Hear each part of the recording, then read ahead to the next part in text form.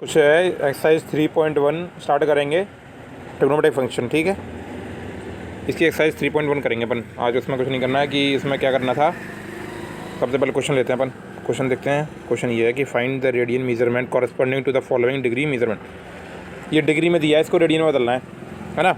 इसको ये डिग्री में दिए हैं सारे क्वेश्चंस।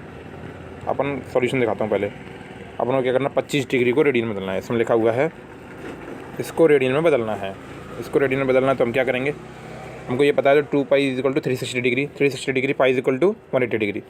तो सिंपल सा मतलब है कि 180 डिग्री में पाई होता है, तो 1 डिग्री में कितना होगा, पाई अपन 180। पाई अपन 180 लिखा हुआ है यहाँ पे। ये हमने क्या किया है, इसको हमने क्या किया, 1 degree equal to pi upon 180।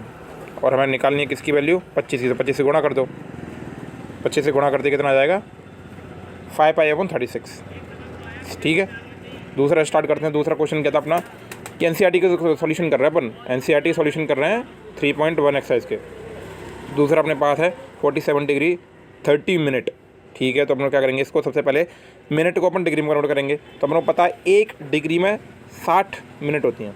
ठीक है, तो सबसे पहले इसमें लिखा ना, सबसे पहले 30 मिनट को डिग्री में बदल लेना है। तो 30 मिनट को डिग्री में करेंगे तो कितना होगा, 1/2 डिग्री। 1/2 डिग्री हुआ मतलब कि -47 डिग्री एंड 1.5 डिग्री दोनों को ऐड कर दो तो कितना आएगा, इसका आएगा 95/2 डिग्री। इसको करना है तो कैसे करेंगे, फिर से वही सिंपल सा फॉर्मूला है, 180 degree is equal to pi. Simple है। तो अपन को क्या करना है, कितनी डिग्री निकालना है, 1 डिग्री में वैल्यू निकालो। 1 degree is equal to pi upon 180 normal है बस। और निकालना किसके लिए अपन को, -47 1/2 के लिए।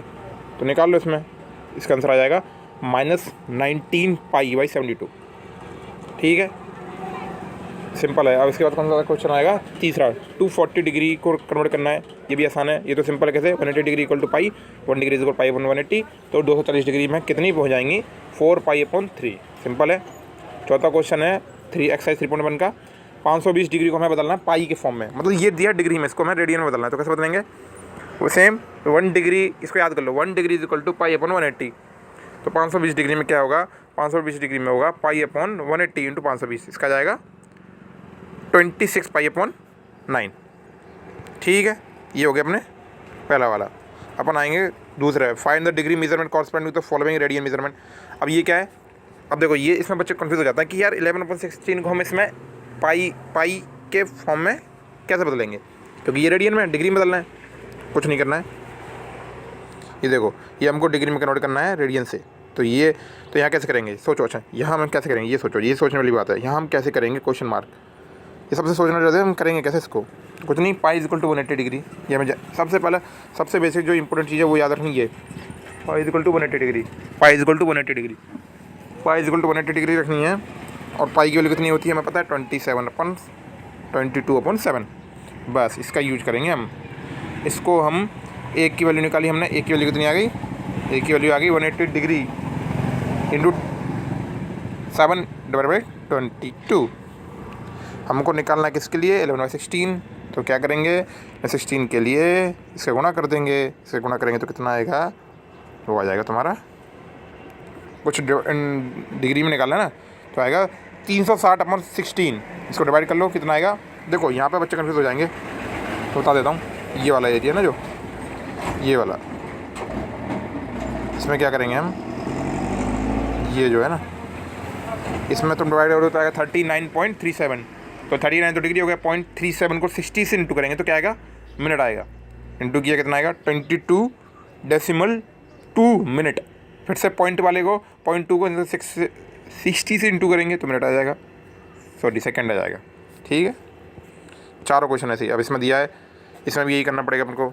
-4 दिया हुआ ना, इसमें -4 का निकाल देंगे। कैसे निकालेंगे, 22/7 is equal to 180 degree, 1 equal to 180 into 7/20। -4 में कितना होगा, निकालेंगे, सही आ जाए घूम फिर के तुम्हारा ये वाली वैल्यू। कोई दिक्कत है इसमें, कोई दिक्कत तो कमेंट कर देना। ठीक है, अब आएगा 5/3। 5 पाई/3 की निकालनी है। ये तो बहुत ही सिंपल हो गया, इसमें कुछ नहीं करना। पाई की वैल्यू इक्वल टू 180, निकाल के 300 डिग्री। ये दोनों क्वेश्चन हो गए सोल्यूशन। अब अपन आते हैं क्वेश्चन नंबर, वही मैं स्टार्ट करते तीसरे क्वेश्चन पे। तीसरा क्वेश्चन है, a wheel makes 360 revolution 1 minute में, throw how many radian does it turn in 1 second. Simple सा क्वेश्चन क्या है इसमें, उसने 360 रेवोल्यूशन करे हैं 1 मिनट में, तो 1 सेकंड में कितने करेगा, 60। 1 सेकंड में कितने की उसने, 60। पूछ क्या रहा है वो ये पूछ रहा है कि उसने कितना रेडियन बनाया, तो 60 रेवोल्यूशन रेडियन के 2 पाई कैन 2 कर दो तो कितने हो जाएंगे, 120।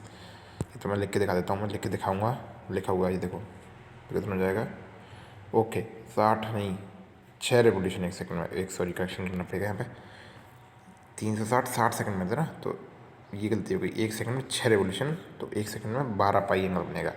ठीक है, चौथा क्वेश्चन चलते हैं।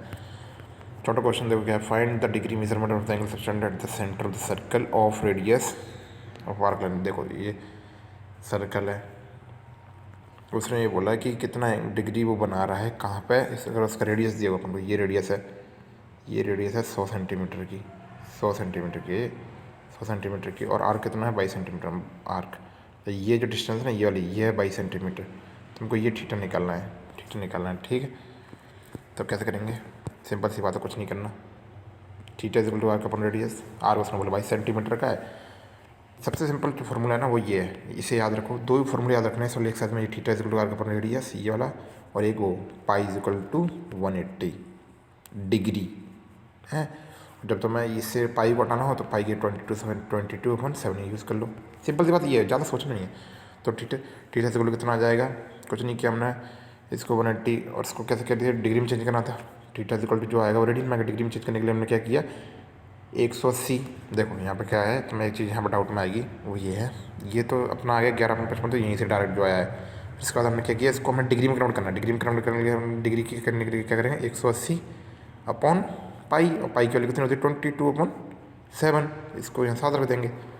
समझ में आ रहा है नहीं आ रहा है, सिंपल है, नहीं है समझ, देखो मैं समझाता हूँ। देखो ये जो वैल्यू थी ना अपनी, थीटा की वैल्यू कितनी है, यहाँ से थीटा की वैल्यू आई अपनी 11/50, अपन को डिग्री में निकालना, तो डिग्री में निकालने के लिए 180 अपॉन पाई, तो ये वाली इक्वेशन क्या हो जाएगी, बराबर होगा, मतलब ये ही रह गया, 22/7 कर दो भाई इसके, तो ये आ जाएगा, कितना आएगा यहाँ से कितना आएगा 1236, सही है।